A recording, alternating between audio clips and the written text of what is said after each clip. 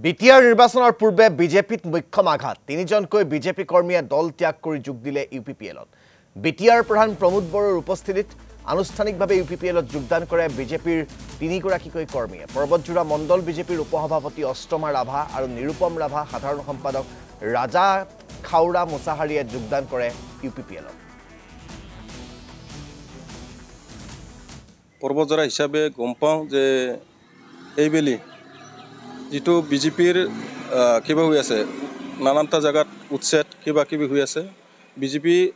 হাওনকালত যেটো মানে মানুহৰ কিবা হৈ আছে এটো আমি পৰ্বতজোৰা যেটো পপুলেশন প্যাটাৰ্ন সকলো জাতি জনগোষ্ঠীৰ যেটো আহা আকাংক্ষা ইবিলাক বিজেপি পূৰণ কৰি পৰা নাই আৰু দেখা গল যে বিজেপিত ইয়াতে কোনো পাৰ্টি প্ৰকেপ কৰি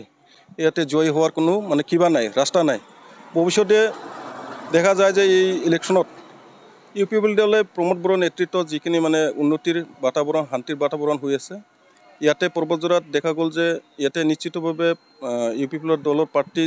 যাকে নিদিওক ই জয় হোৱাৰ একেবাৰে নিশ্চিত তেনেকা দেখা যায়